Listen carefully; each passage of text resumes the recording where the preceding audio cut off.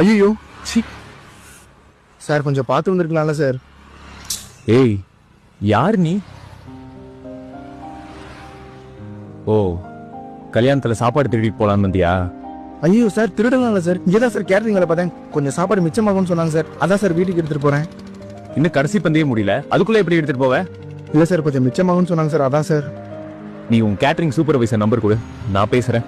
ஐயோ sir, sir மேனேஜர்லாம் கால் பண்ணுவாங்க sir. Sir sir வேணாம் சார், ப்ளீஸ் சார். சார் நீங்கள் பார்ட் டைமாக தான் சார் வேலை பார்க்குறேன். வந்தால் ஒரு 300 ரூபா கிடைக்கும் சார். இப்போ நீங்கள் கால் பண்ணி கம்ப்ளைண்ட் மட்டும் அடுத்து கூப்பிட மாட்டாங்க சார். சார் ப்ளீஸ் சார், எங்கள் அம்மாக்கு பிடிக்கும் தான் சார் எடுத்து போனேன். Sorry sir, please sir, please sir. உங்க அம்மாக்கு பிடிக்கும்னா நீ காசு போட்டு வாங்கி தரணும்ப்பா. இப்படி அடுத்தவங்க லட்சக்கணக்கில் செலவு பண்ணி நடத்துற கல்யாணத்தை திருடிட்டு போக கூடாது.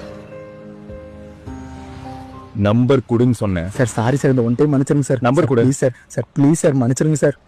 ஏய், கையெடு. ஓசி சோறு சாப்பிடுற நீ என்ன பார்த்து வர மாட்டியான்னு கேக்குறியா? ஹரி, அங்க என்ன பிரச்சனை? என்னடா ஆச்சு? கத்துக்கு இங்க பாருடா, இன்னும் பந்தியே முடியல, அதுக்குள்ள சாப்பாடு திருடிட்டு போறான். கேட்டா கேட்டரிங்ல வேலை பாக்குறேங்கிறான். Sorry sir, sorry sir. நீங்கள் சொன்னது உண்மைதான் சார். நாங்கள் ஓசி சொல்ல தான் சார் ஆசைப்பட்றோம். எங்கள் அம்மாவுக்கு பிடிக்குமே தான் சார் இதை எடுத்துகிட்டு போனேன். பணங்காசு இதை எடுத்துகிட்டு போடல சார். எப்படியும் இந்த சாப்பாடை குப்பையில் கொட்டுவீங்க, இல்லாட்டி நாய்க்கு போடுவீங்க. அதான் கொஞ்சம் நான் எடுத்துகிட்டு போகலான்னு நினச்சேன். மன்னிச்சிருங்க சார். நீங்கள் சொல்கிறது கரெக்டு தான் சார். எங்கள் அம்மாவுக்கு பிடிக்கும்னா நான் தான் காசு போட்டு வாங்கி தரணும்.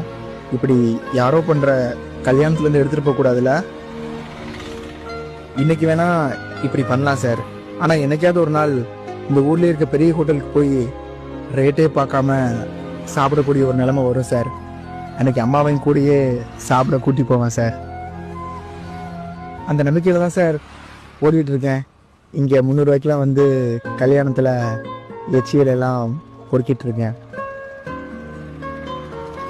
நான் மட்டும் இல்லை சார், என்ன மாதிரி இங்கே நிறைய பசங்க இந்த மாதிரி கேட்டரிங் பண்ணிட்டு இருக்கானுங்க.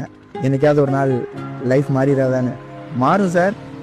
உங்களால் ஹெல்ப் பண்ண முடியலனாலும் பரவாயில்ல சார். ஆனால் இந்த மாதிரி கொஞ்சம் அசிங்கமாக பேசாதீங்க சார். அது போதும்.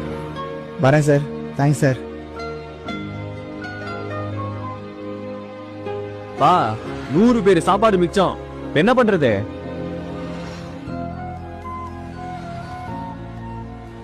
போடா.